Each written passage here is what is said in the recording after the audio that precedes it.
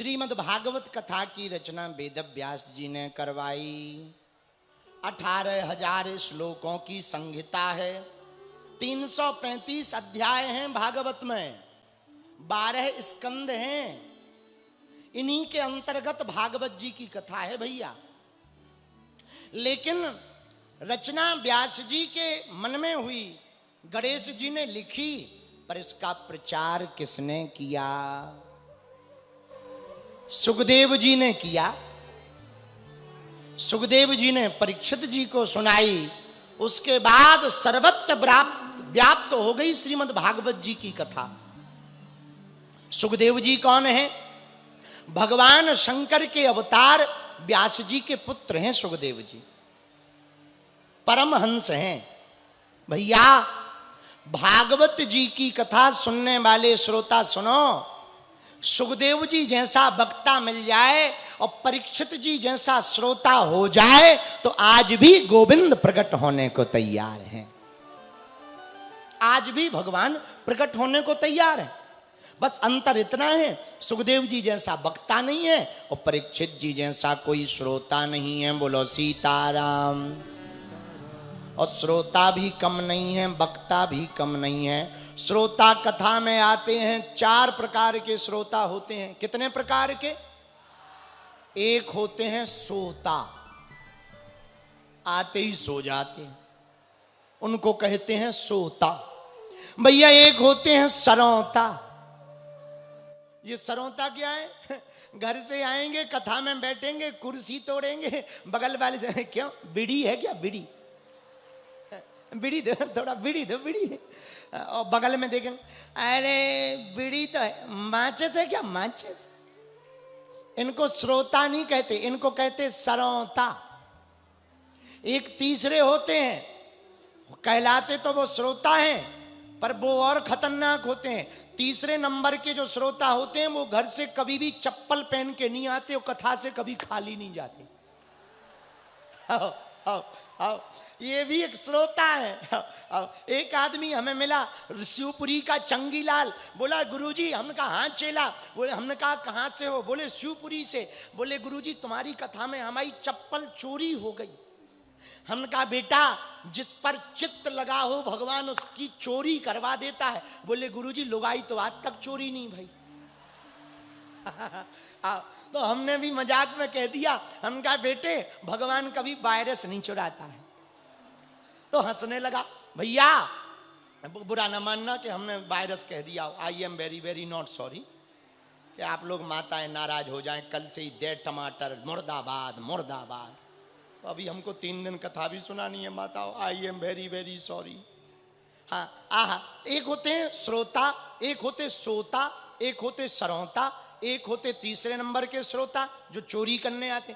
एक और हैं चौथे नंबर के, ये श्रेष्ठ हैं। कौन? कहीं भी जगह मिले बैठ जाएंगे। आज से हमने निर्णय लिया और घोषणा करके कह देते हैं, सुनो पहली कथा शिवपुरी की होगी। हमारे कपिल जी ने, उनके पिताजी ने, पूरे परिवार ने, हमने बैठ के निर्णय लिया कपिल के साथ में बैठ के, इस कथा में कोई वीआईपी वीवीआईपी एंट्री नहीं होगी। जो पास का चर्चा, इसका चर्चा था, आज उसका परिणाम भी दिखा। सीधा सिद्धांत, पहले आओ पहले पाओ। आगे की डी में केवल आयोजक के रिश्तेदार बैठेंगे, बाकी जो पहले आएगा वही आगे बैठ पाएगा। और पत्रकारों की डी में कोई अन्य नहीं, पत्रकारों की डी में केवल पत्रकार बैठेंगे। अब बढ़िया व्यवस्था हो गई है, जो सबसे आगे आएगा वही सबसे आगे बैठ पाएगा। वो एक बार जोरदार ताली हमारे कपिल की इस व्यवस्था के लिए बजाओ, धन्यवाद दो, बहुत अच्छी व्यवस्था। तो कई लोगों ने नहीं तो रूमर उड़ा दिया था, अफवाह, ऐसा है वैसा है। अरे भैया क्या कह दें, भगवान के यहाँ कौन वीआईपी है? भगवान की नजर में तो सब समान होते हैं। आहा हा। तो एक होते सोता, एक होते सरौता, 2। एक होते श्रोता जो चोरी करने, तीसरे अच्छे श्रोता। सबसे आगे आएंगे, बैठ जाएंगे, सबसे बाद में जाएंगे, पूरी कथा सुनेंगे, जो अच्छा लगेगा उसे आत्मसात करेंगे, उनको ही भगवान का पक्का श्रोता कहा जाता है। अब तुम निर्णय ले लो आप कौन से वाले हो। एक 4 की जगह 5वें श्रोता होते हैं, रील वाले, सेल्फी वाले, वे अपने आप में ही मस्त रहते। बोलो जय बजरंगबली। आहा, तो भागवत जी का प्रचार सुखदेव जी की वाणी से हुआ, बहुत अभूतपूर्व तरीके से। परीक्षित जी के जन्म की कथा आती है भागवत में। आहा, जब महाभारत का युद्ध हो गया, महाभारत के युद्ध में भीम की गदा ने दुर्योधन की जंघा को तोड़ दिया। दुर्योधन महाभारत के समर में गिर पड़ा, रोने लगा। रात हो गई, उसी समय लुकता छिपता अश्वत्थामा आया दुर्योधन के पास। दुर्योधन से बोला, मित्र, मैंने तुम्हारा नमक खाया है, मैं तुम्हारा कर्जदार हूं, बताओ, वैसे तो महाभारत पांडव जीत गए, तुम हार गए, फिर भी मैं तुम्हारी क्या मदद कर सकता हूं। मरते हुए दुर्योधन ने कहा, अश्वत्थामा, मुझे इस बात का गम नहीं है कि मेरा साम्राज्य चला गया या मैं हार गया, मुझे इस बात का गम है अश्वत्थामा कि पांडव 5 भाई थे, एक नहीं मरे, मैं 100 भाई था, एक नहीं बचा।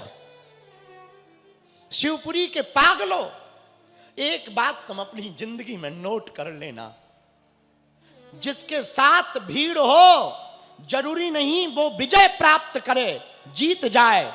भीड़ वाला व्यक्ति नहीं जीतता, जिसके साथ भगवान होते हैं वो जीतता है। ताकत चाहे जितनी कमा लेना, पैसा चाहे जितना कमा लेना, याद रखना तुम सुखी तब तक नहीं हो सकते जब तक भगवान की कृपा ना कमाओ, जब तक महापुरुषों का आशीर्वाद ना कमाओ। लोगों ने अमीरों से दान पाए होंगे, हमने फकीरों से वरदान पाए हैं।